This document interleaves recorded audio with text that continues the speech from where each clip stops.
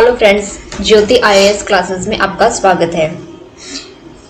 हम इसमें पढ़ेंगे एनसीईआरटी का 6th क्लास का चैप्टर 3। इससे पहले के 2 चैप्टर जो है वो आपको से पहले ही पढ़ा चुके हैं। ये हमारे अतीत में से है। इसमें हम हड़प्पा के बारे में पढ़ेंगे, हड़प्पा के आरंभिक नगरों के बारे में पढ़ेंगे कि हड़प्पा के आरंभिक नगर कैसे थे, वहाँ के लोग कैसे रहते थे नगरों में, वहाँ के घर कैसे थे और वहाँ पे लोगों का खाना पीना क्या था और वहाँ की व्यापार के बारे में, ये सब हम पढ़ेंगे। तो आइए हम जानते हैं हड़प्पा के बारे में। हड़प्पा की कहानी। लगभग 150 साल पहले जब पंजाब में पहली बार रेलवे लाइनें बिछाई जा रही थी, तो इस काम में जो इंजीनियर थे उन्हें अचानक से हड़प्पा पुरास्थल मिला, और जो अब आधुनिक पाकिस्तान में। उन्होंने सोचा कि एक ऐसा खंडर है जहाँ से अच्छी ईंटें मिलेंगी, तो ये सोचकर वे हड़प्पा के खंडरों से हजारों ईंटें उखाड़ ले गए, जिससे उन्होंने रेलवे लाइनें बिछाई। इससे क्या हुआ कि हड़प्पा की जो इमारतें, कई इमारतें वो पूरी तरह से नष्ट हो गई। उसके लगभग 80 साल पहले पुरातत्वविदों ने इस स्थल को ढूंढा और तब पता चला कि ये खंडर उपमहाद्वीप के सबसे पुराने शहरों में से एक है। चूंकि इस नगर की खोज सबसे पहले हुई थी, इसलिए बाद में मिलने वाले इस तरह के सभी पुरास्थलों में जो इमारतें और चीजें मिली उन्हें हड़प्पा सभ्यता की इमारतें कहा गया। इन शहरों का निर्माण लगभग 4700 साल पहले हुआ था। इन नगरों की क्या विशेषता थी? इन नगरों में से हड़प्पा के जो नगर होते थे उनमें से कई को 2 या उससे ज्यादा हिस्सों में विभाजित किया जाता था। और क्या होता था कि पश्चिमी भाग जो होता था वो प्राय छोटा होता था और उसे ऊंचाई पर बनाया जाता था, और जो पूर्वी भाग होता था वो निचले इलाके में होता था। ऊंचाई वाले भाग को पुरातत्वविदों ने नगर दुर्ग का और निचले हिस्सों को निचला नगर कहा।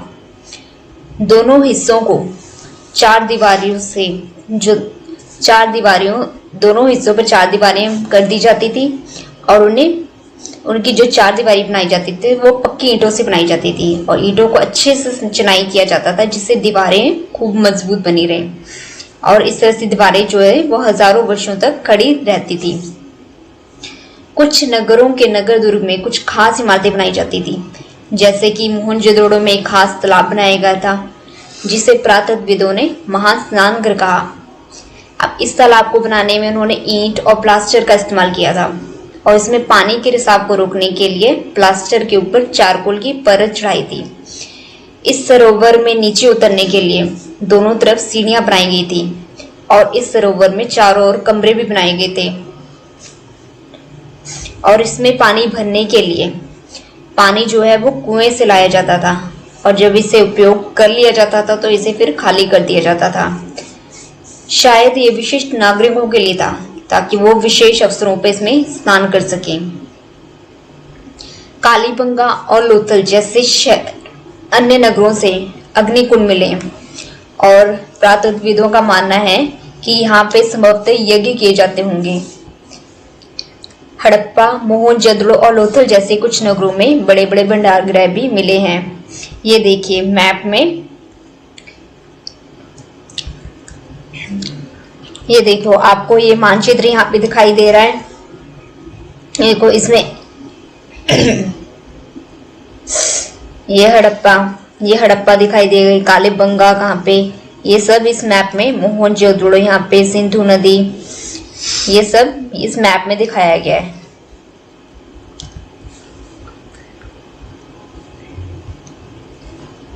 देखो कालीबंगा, लोथल,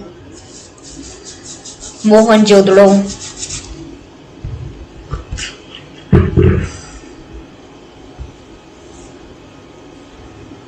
ये देखिए ये थे नगर इनमें।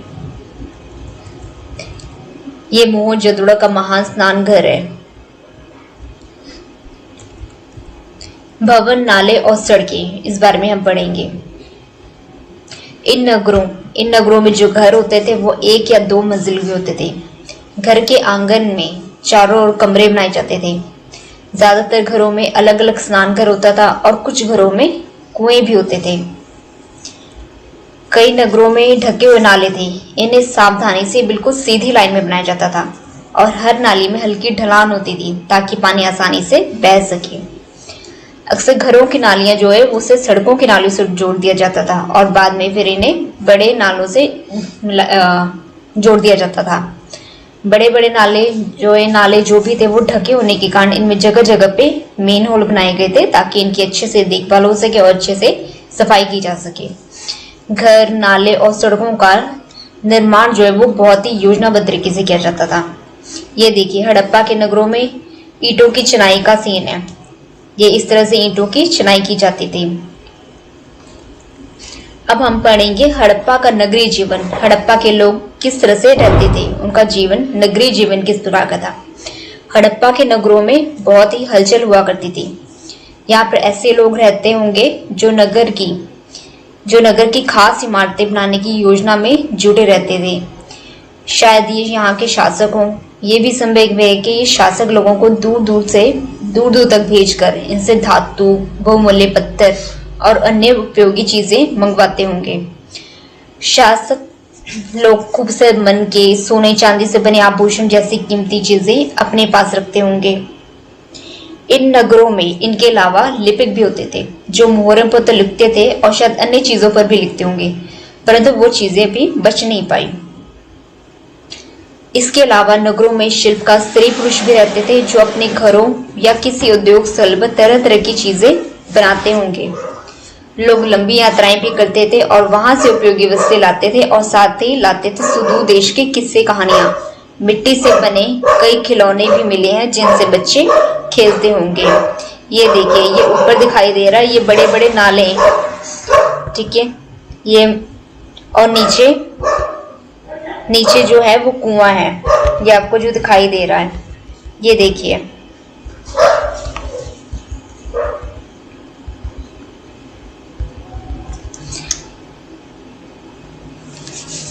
ये जो मेरे लेफ्ट साइड पे जो आपको तस्वीर नजर आ रही है वो है, ये देखिए, ये जो आपको तस्वीर नजर आ रही है ये है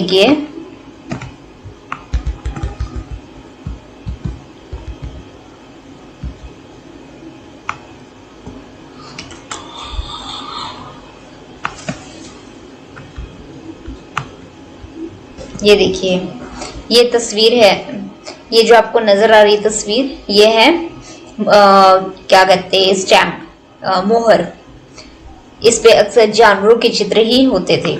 और ये हैं खिलौने जो लोग क्या अपने बच्चों के लिए, जिनसे हड़प्पा काल के जो लोग थे उनके बच्चे खेला करते थे इस तरह के खिलौनों से। नगर और नए शिल्प। पुरातत्वविदों को जो चीजें वहां से मिली हैं हड़प्पा काल में की खुदाई के दौरान जो चीजें मिली उनमें अधिकतर पत्थर, शंख, तांबे, कांसे, सोने और चांदी जैसी धातुओं से बनाई गई वस्तुएं होती थी। तांबे और कांसे से औजार, हथियार, गहने और बर्तन बनाते थे लोग, और सोने चांदी से गहने और बर्तन ही बनाए जाते थे। यहाँ से मिली सबसे आकर्षक वस्तु में मनके, बाट और फलक है। ये देखिए, ये मनके हैं, ये बाट है, ये फलक है और ये बाट है। बाट से लोग तोलने का काम करते थे, जैसे बर्तनों को क्या कहते हैं, धातुओं को तोलना, या क्या कहते हैं, और ये क्या कहते हैं, ये चट पत्थर से बनाए जाते थे। संभवतः 7000 साल पहले मेहरगढ़ में कपास की खेती होती थी। मोहनजोदड़ो से कपड़ों के टुकड़े के अवशेष, चांदी के एक फूलदान के ढक्कन तथा कुछ अन्य तांबे की वस्तुओं से चिपके मिले। पक्की मिट्टी तथा प्यों से बनी तकलियां सूत कताई का संकेत देती हैं। इनमें से अधिकांश वस्तुओं का निर्माण जो है वो शायद विशेषज्ञों ने किया था। विशेषज्ञ किसे कहते हैं? विशेषज्ञ वो होते हैं जो किसी खास चीज को बनाने के लिए खास प्रशिक्षण लेते हैं, जैसे कि पत्थर तराशना, मन के चमकाना या फिर मोहरों पर पच्चीकारी करना आदि। हर व्यक्ति विशेषज्ञ नहीं हो सकता था। हमें ये भी नहीं पता है कि क्या सिर्फ पुरुष ऐसे कामों में प्रशिक्षण हासिल करते थे या फिर महिलाएं भी। शायद महिलाएं पुरुष दोनों ही इस काम में दक्ष होंगे उस समय में। अब हम पढ़ेंगे फ्योन्स। फ्योन्स क्या होता था? पत्थर और शंख तो प्राकृतिक तौर पर मिल जाते हैं, परंतु फ्योज जो है वो प्राकृतिक रूप में नहीं मिलता, उसे कृत्रिम रूप से तैयार किया जाता था। बालू या स्फटिक पत्थर जो होता है उनके चूर्ण में गोंद को मिलाकर उनसे वस्तु बनाई जाती थी। उसके बाद उन पर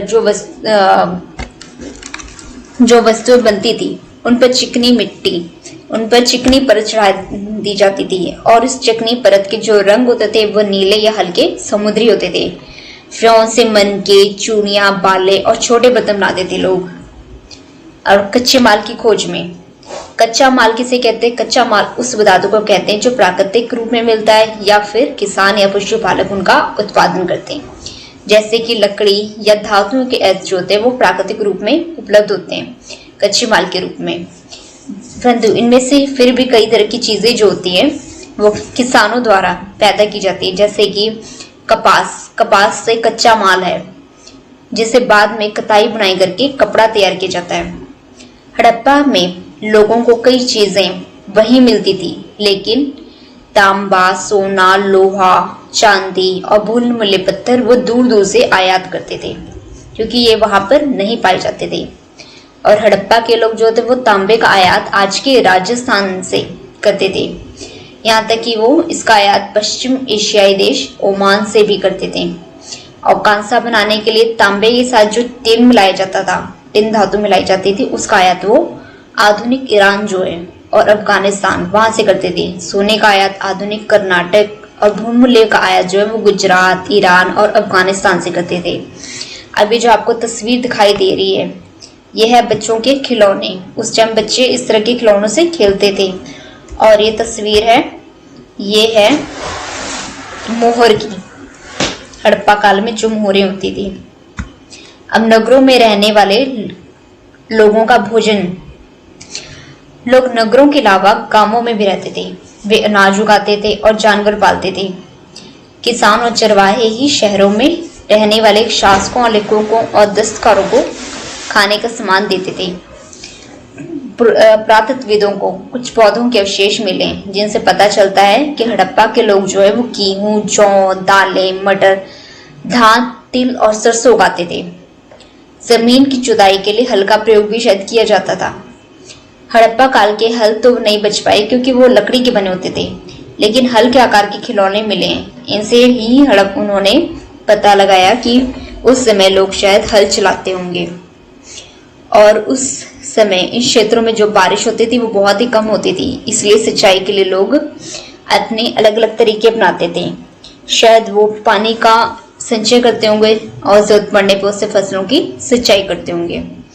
हड़प्पा के जो लोग हैं, हड़प्पा काल के लोग, वो गाय, भैंस, भेड़ और बकरियां पालते थे और बस्तियों के आसपास ही तालाब और चारागाह होती थी। लेकिन सूखे में मवेशियों के झुंड को चारा और पानी की तलाश में दूर दूर तक लेकर जाते थे। वे बेर, फल इकट्ठा करते थे और साथ ही मछलियां भी पकड़ते थे और हिरण जैसे जानवरों का शिकार भी करते थे। अब हम पढ़ेंगे गुजरात में हड़प्पा काल। कच्छ के इलाके में खदीर बेट के किनारे धौलावीर नगर बसा था। धौलावीर नगर भी हड़प्पा काल का ही है। वहां साफ पानी मिलता था और जमीन उपजाऊ थी। जहां हड़प्पा सभ्यता के कई नगर 2 भागों में विभक्त थे, वहीं धौलावीर नगर को 3 भागों में बांटा गया था। इसके हर हिस्से को चारों ओर पत्थर की ऊंची ऊंची दीवार बनाई गई थी और इसके अंदर जाने के लिए बड़े बड़े प्रवेश द्वार बनाए गए थे। इस नगर में खुला मैदान भी था जहां सार्वजनिक कार्यक्रम आयोजित किए जाते थे। यहाँ मिले कुछ अवशेषों में हड़प्पा लिपि के बड़े बड़े अक्षरों को पत्थरों में खुदा पाया गया है। इन अभिलेखों को संभवतः लकड़ी में जड़ा गया था। ये अनोखा अवशेष है क्योंकि आमतौर पर हड़प्पा के लेख मोहर जैसी छोटी वस्तु पर पाए जाते हैं। गुजरात की खंबात की खाड़ी में मिलने वाली साबरमती की एक उपनदी के किनारे बसा लोथल नगर ऐसे स्थान पर बसा था जहां कीमती पत्थर जैसा कच्चा माल आसानी से मिल जाता था। यह पत्थरों, शंखों और धातु से बनाई गई चीजों का एक महत्वपूर्ण केंद्र था और यहाँ पर भंडार गृह थे। इस भंडार गृह से कई मोहरें और मुद्रांकन या मोहर बंद मिले। ये देखिए, ये है लोथल का बंदरगाह जहाँ पर शायद समुद्र के रास्ते से आने वाली नावें रुकती होंगी और यहीं पर शायद जो माल आता था वो उतारा या चढ़ाया जाता होगा।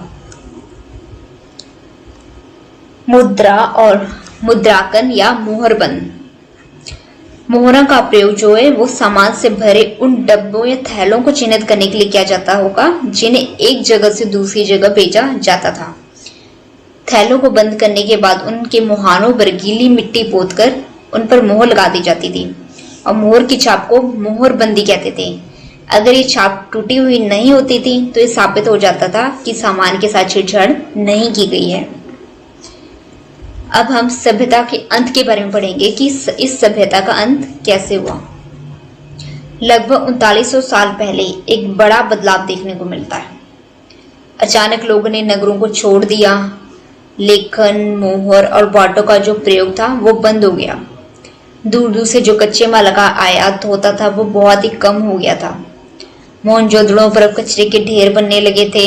जल निकास प्रणाली नष्ट हो गई थी। सड़कों पर ही लोगों ने झुग्गी नुमा घर बनाने शुरू कर दिए थे। ऐसा क्यों हुआ इसका कुछ नहीं पता। कुछ विद्वानों का मानना है कि नदियां उस टाइम में सूख गई होंगी। कुछ का कहना है कि जंगलों का विनाश हो गया होगा और कुछ का कहना है कि ईंटें पकाने के लिए ईंधन की जरूरत पड़ती थी, तो जंगलों का विनाश होने के कारण उन्हें ईंटें पकाने के लिए लकड़ियां नहीं मिली। इसके अलावा मवेशियों के बड़े बड़े झुंडों से चारागाह और घास वाले मैदान समाप्त हो गए। कुछ इलाकों में बाढ़ें आ गई होंगी, लेकिन इन कारणों से भी ये स्पष्ट नहीं हो पाया कि सभी नगरों का अंत कैसे हुआ होगा, क्योंकि बाढ़ और नदियों के सूखने का असर तो कुछ ही इलाकों में हुआ होगा। ऐसा लगता है कि शासकों का नियंत्रण समाप्त हो गया होगा। जो भी हुआ हो, परिवर्तन का असर बिल्कुल साफ दिखाई देता है। आधुनिक पाकिस्तान के सिंध और पंजाब की बस्तियां उजड़ गई थी। कई लोग पूर्व और दक्षिण के इलाकों में नई और छोटी बस्तियों में जाकर बस गए थे।